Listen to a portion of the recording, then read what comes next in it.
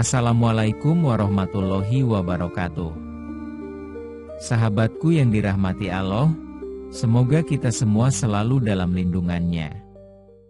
Hari ini kita akan menyelami mutiara hikmah dari seorang sufi agung, Ibnu Athaillah As-Sakandari, dalam kitab legendarisnya, Al-Hikam.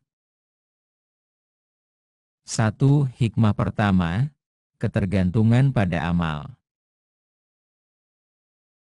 Hikmah, di antara tanda-tanda orang yang bergantung pada amal, bukan pada Allah, adalah berkurangnya harapan ketika ia tergelincir berdosa. Penjelasan makna, Ibnu Athaillah membuka kitabnya dengan peringatan penting bagi para pencari jalan Allah, salik. Ia menekankan bahwa orang yang menggantungkan keselamatan pada amal ibadahnya akan kecewa dan putus asa ketika jatuh dalam dosa. Mengapa? Karena ia merasa keselamatannya bergantung pada amal, bukan pada rahmat dan kasih sayang Allah. Padahal, yang menyelamatkan seseorang bukan banyaknya amal, tetapi keikhlasan, kerendahan hati, dan pengakuan bahwa semua karena Allah. Hikmah ini mendidik jiwa untuk tidak ujub, bangga diri, dengan ibadah, sekaligus memberi harapan besar bagi mereka yang pernah jatuh dalam dosa bahwa rahmat Allah lebih luas dari kesalahan manusia. Kisah penjelasan, dikisahkan ada dua orang laki-laki di sebuah kampung. Yang satu adalah ahli ibadah, dan yang lain adalah seorang pendosa. Suatu malam, si pendosa menangis terseduh-seduh di sudut masjid memohon ampun. Si ahli ibadah melihatnya dan berkata dalam hati, tidak mungkin dia diterima oleh Allah. Dosanya terlalu banyak. Malam itu keduanya meninggal. Dalam mimpi seorang alim, Allah memperlihatkan bahwa si pendosa diterima di sisinya, sementara si ahli ibadah diabaikan. Dijelaskan bahwa yang satu datang dengan merasa tidak punya apa-apa kecuali harapan kepadaku. Yang satu lagi datang dengan membanggakan amalnya dan merendahkan orang lain. Pesan inti, Allah melihat hati bukan penampilan lahiriah. Jangan merasa aman dengan amal dan jangan putus asa karena dosa. 2. Hikmah kedua, mengenal diri sebelum mengenal Tuhan. Hikmah, keinginan untuk menyaksikan Allah, saat hijab-hijab, tabir dosa dan nafsu masih menutup, adalah tanda ketidaktahuanmu terhadap dirimu sendiri. Penjelasan makna, banyak orang ingin merasakan kedekatan spiritual yang tinggi seperti para wali dan arif billah. Tapi mereka lupa bahwa diri mereka masih dipenuhi hijab, tabir gelap kesombongan, cinta dunia, maksiat tersembunyi, atau nafsu yang belum ditundukkan. Hikmah ini mengajak kita untuk mengenal diri, menyucikan hati, dan bersikap rendah diri dalam perjalanan menuju Allah. Jangan buru-buru ingin merasakan cahaya kalau tabir gelap di dalam diri belum disingkap. Inti pesan, kenali dirimu sebelum kamu mengklaim mengenal Tuhan. Bersihkan hijab, barulah cahayanya bisa terlihat. 3. Hikmah ketiga, beratnya ujian adalah tanda kasih sayang. Hikmah, Allah memberatkanmu karena Dia melihatmu butuh dikuatkan. Jika Dia melihatmu kuat, tentu Dia akan meringankanmu. Penjelasan makna, kadang hidup terasa berat, ujian datang bertubi-tubi, dan kesulitan tak kunjung usai. Tapi justru itu tanda bahwa Allah tahu kita butuh dikuatkan. Bukan karena kita kuat, tapi karena kita lemah dan harus dibimbing. Bila seseorang benar-benar kuat di sisi Allah, justru beban dunia terasa ringan karena hatinya sudah bersandar sepenuhnya kepadanya. Inti pesan, jangan mengeluh karena beratnya ujian. Justru disitulah Allah sedang membentuk jiwamu menjadi lebih kuat dan lebih dekat kepadanya. 4. Hikmah tambahan. Pentingnya memilih sahabat. Hikmah, jangan engkau bersahabat dengan orang yang keadaannya tidak membangkitkanmu dan ucapannya tidak menunjukkanmu kepada Allah. Kisah penjelasan, dikisahkan ada seorang pemuda miskin yang rajin belajar agama, namun imannya sering turun naik. Karena lapar dan lelah, ia terpikat ajakan teman lama untuk bekerja di pasar. Di sana, ia bergaul dengan orang-orang kasar yang suka meledek agama. Lambat laun, hatinya menjadi keras dan ia tak lagi semangat beribadah. Suatu malam, ia berteduh di depan toko roti seorang kakek tua yang saleh. Sang kakek menyodorkan roti hangat sambil berkata, "Nak, setiap malam sebelum tidur aku membaca istighfar 100 kali. Kadang aku menangis bukan karena dosa, tapi karena takut lupa menangis." Ucapan itu menusuk kalbu si pemuda. Ia tersentak, sadar bahwa ia selama ini dikelilingi orang-orang yang membuatnya lupa akan Allah. Malam itu ia menangis dan keesokan harinya ia kembali ke madrasah, memutuskan untuk bersahabat hanya dengan orang-orang yang mengingatkannya pada akhirat. Pesan inti, pilihlah sahabat yang membawamu lebih dekat kepada Allah, bukan yang membuat hatimu lalai. Sebab teman yang buruk bisa mencuri imanmu sedikit demi sedikit tanpa kau sadari. 5. Hikmah tambahan. Kepercayaan pada waktu Allah. Hikmah, jangan tertunda datangnya pemberian Allah kepadamu, meski engkau telah bersungguh-sungguh berdoa. Sebab Dia telah menjamin menjawab doamu dalam waktu yang Dia kehendaki, bukan menurut waktu yang engkau inginkan. Kisah penjelasan. Dikisahkan di kota Baghdad, ada seorang ibu yang salehah. Anak lelakinya hilang karena diculik pedagang budak. Setiap malam selama 3 tahun, sang ibu menangis dan berdoa penuh harap.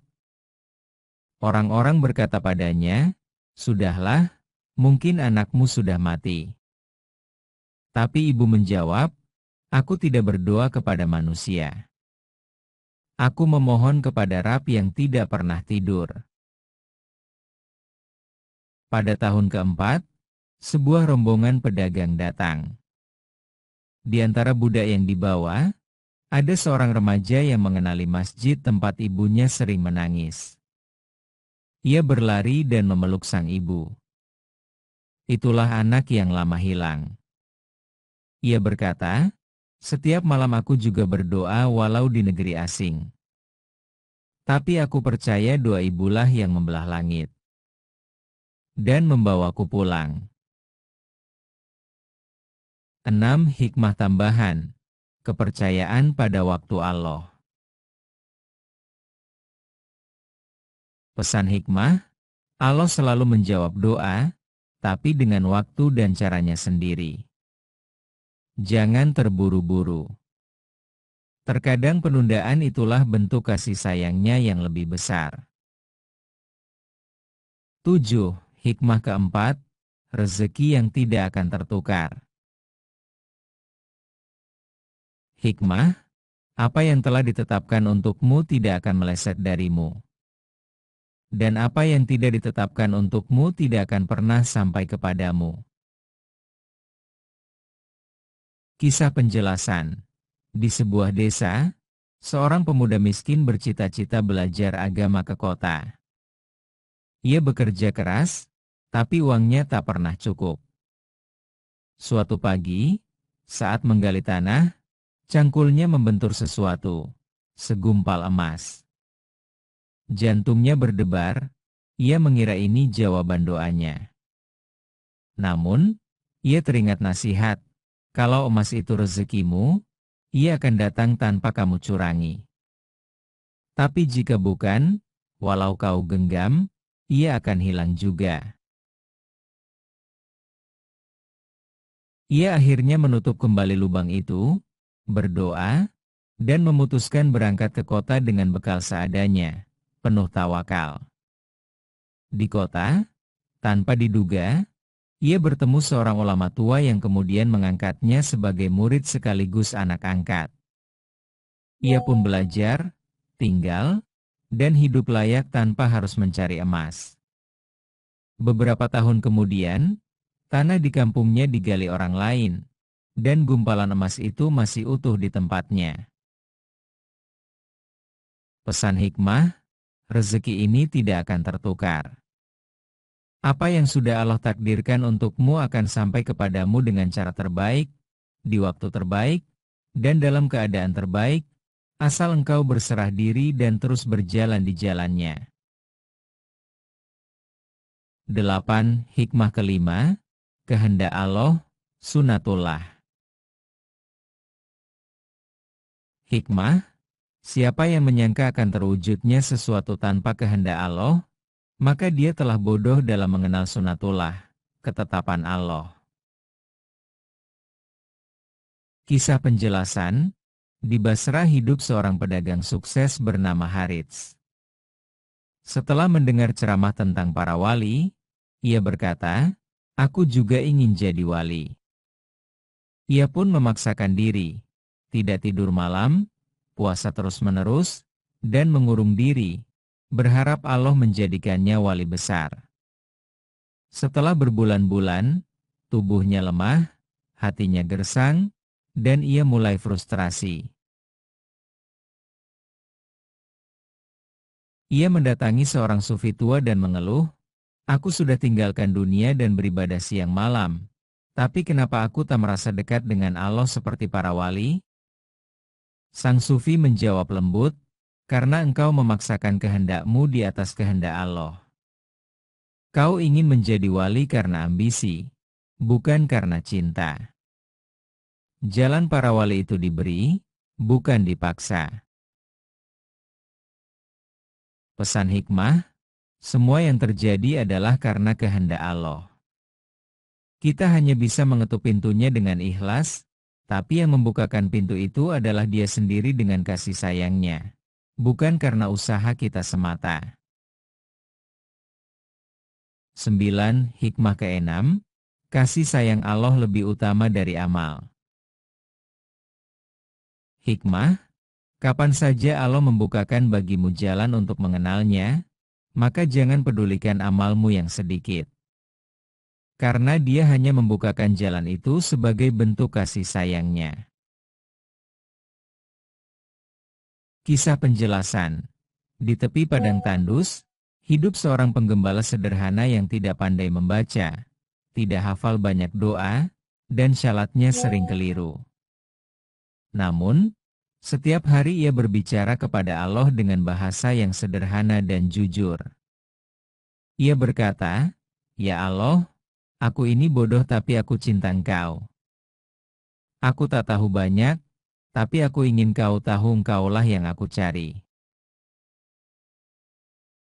Dalam mimpinya, ia mendengar suara lembut berkata, "Cinta yang jujur lebih tinggi dari hafalan yang banyak. Hati yang tulus lebih cepat sampai dari lisan yang fasih." Keesokan harinya, seorang ulama besar bertemu dengannya dan terdiam karena kata-kata sang penggembala terasa menyentuh hati, seolah keluar dari kedalaman roh. Sang ulama berkata, "Aku belajar dari banyak guru, tapi hari ini aku belajar dari seorang hamba yang tidak pandai, tapi hatinya telah dibuka oleh Allah." Pesan hikmah, yang membawa seseorang dekat kepada Allah bukan banyaknya amal, tapi kasih sayangnya yang membukakan hati untuk mengenalnya. Ketulusan lebih bernilai daripada kepandaian tanpa keikhlasan. 10. Hikmah ketujuh, adab sebagai hamba, berusaha dengan tawakal. Hikmah, engkau berusaha bukan untuk mendatangkan takdir, tetapi agar engkau menampakkan adab sebagai hamba. Kisah penjelasan, seorang tukang kayu tua tinggal di kaki gunung. Ia menginginkan pohon besar yang tumbuh di tebing curam. Ia berkata dalam hati, andai saja pohon itu tumbang sendiri ke arah jalurku. Tetapi ia tidak duduk diam.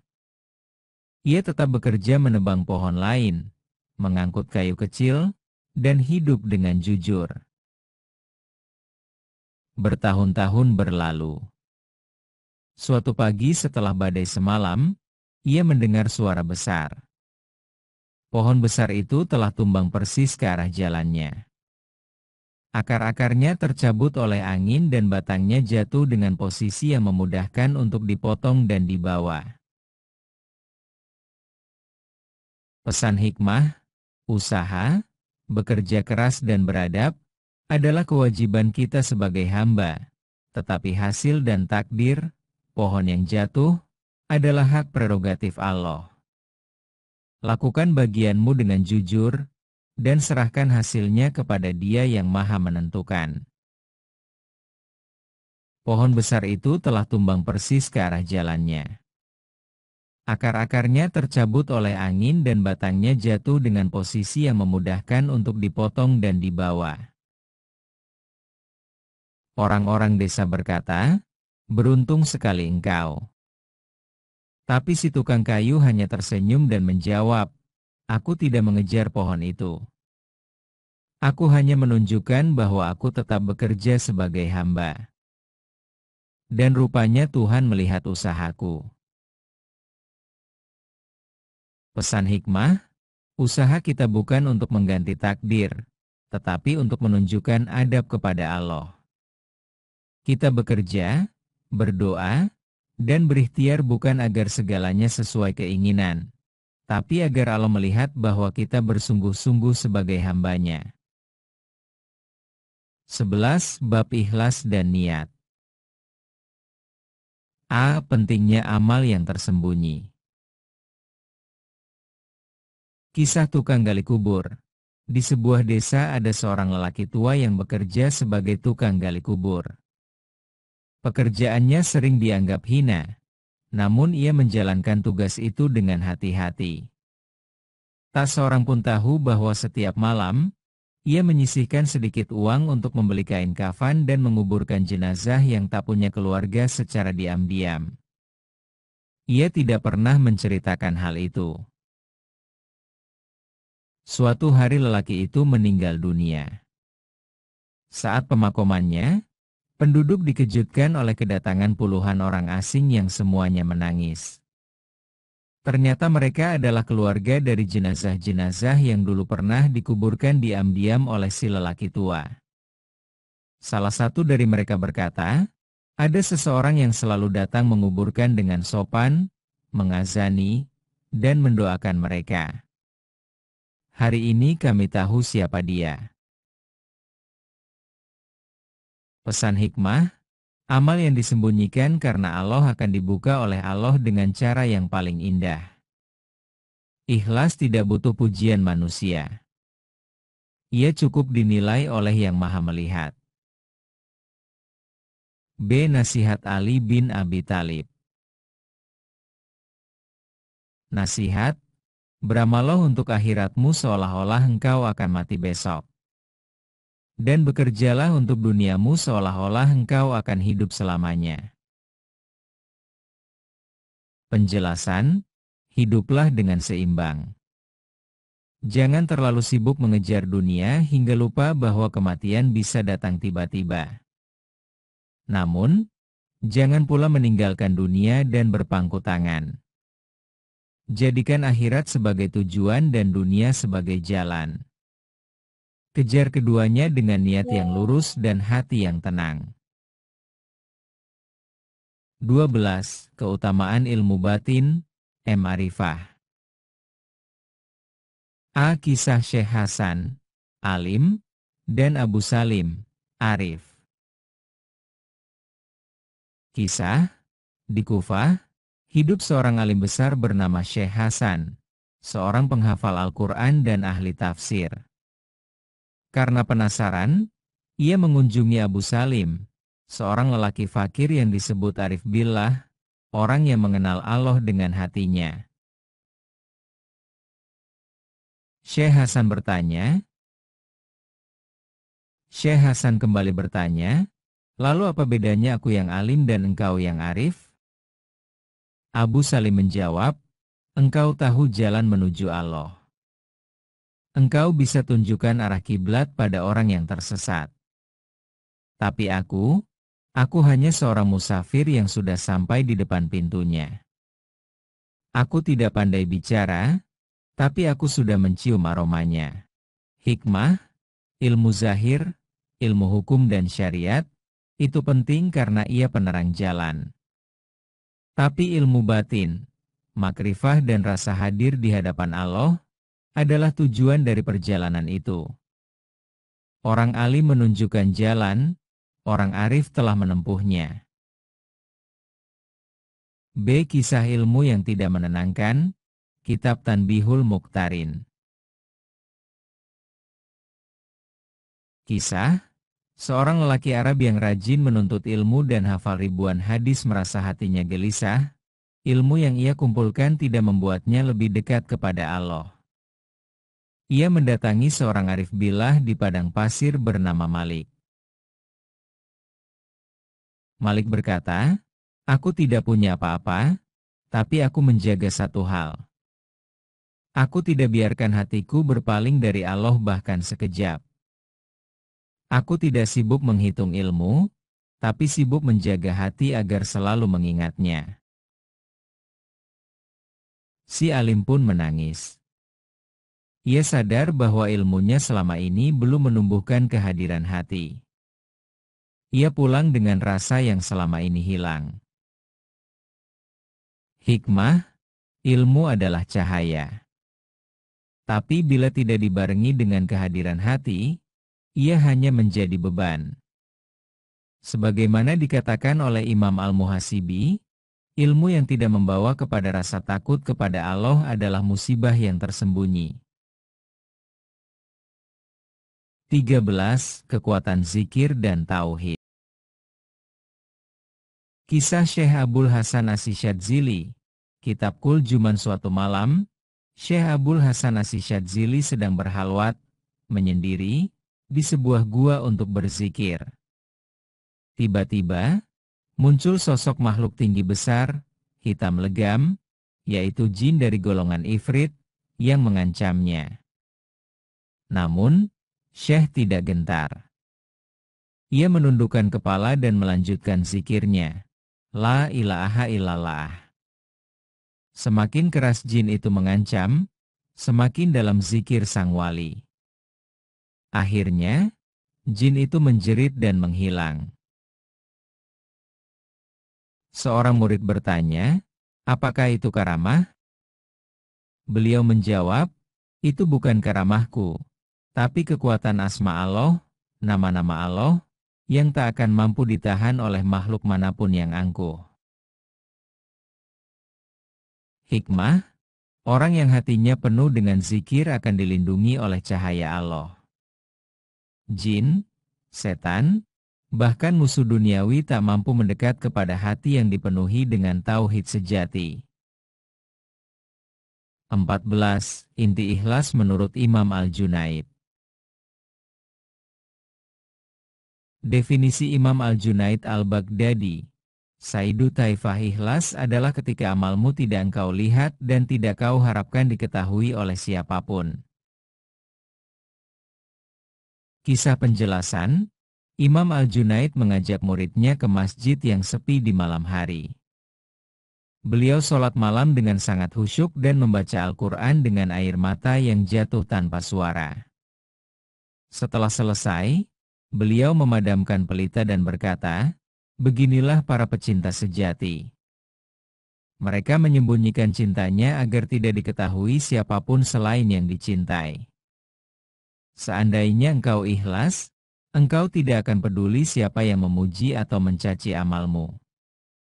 Engkau tidak akan merasa telah berbuat, karena semuanya hanya taufik, pertolongan, darinya. Dampak jika ikhlas diamalkan. 1. Hidup menjadi ringan karena tidak sibuk dengan penilaian manusia. 2. Amal menjadi murni, tidak tercampur ria atau ujub, bangga diri. 3. Hati tenang karena semua dilakukan hanya untuk Allah. Nasihat dan pelajaran dari para sufi agung. 1. Keajaiban datang dari keikhlasan. Kisah Ibrahim bin Adham. Kisah roti dari langit. Ibrahim bin Adham, seorang mantan raja yang menjadi sufi, berjalan di padang pasir dalam keadaan lapar selama 3 hari. Ia tidak mengeluh dan bertawakal penuh. Ketika beristirahat, ia berkata, "Wahai Allah, Engkau yang telah menjadikan aku jatuh cinta pada MU, maka jangan biarkan aku meminta kepada selain MU." Tiba-tiba, dari langit turun sepotong roti hangat terbungkus kain bersih. Pelajaran Sufi. 1. Keajaiban muncul dari keikhlasan dan ketulusan seorang hamba, bukan untuk pamer. 2. Karamah datang bukan karena ilmu, tapi karena hati yang benar-benar dekat dan bersih. 2. Bahaya ilmu yang menjadi hijab. Dari Al-Hikam, Ibnu Athaillah, ilmu yang tidak menuntunmu kepada makrifat adalah hijab bagimu. Artinya, ilmu orang alim bisa menjadi penghalang jika tidak dibarengi keikhlasan dan ketundukan hati.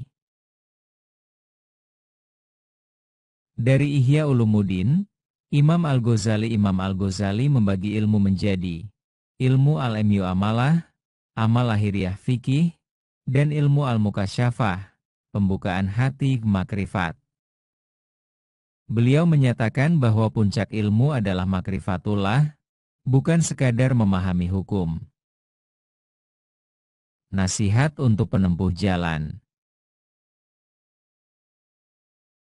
Jangan bangga dengan hafalan, tapi takutlah jika Allah belum membukakan maknanya. Ilmu yang sejati adalah yang membuatmu semakin tunduk, bukan semakin merasa tinggi. Amal yang membuatmu sombong lebih berbahaya daripada dosa yang membuatmu menangis. 3. Ibadah berdasarkan makom. Imam Al-Ghazali. Orang awam ibadah karena pahala, orang alim ibadah karena ilmu, kewajiban hukum, orang arif ibadah karena rindu, cinta kepada Allah. 4. Nasihat penutup dalam Al-Hikam. Wahai penempuh jalan,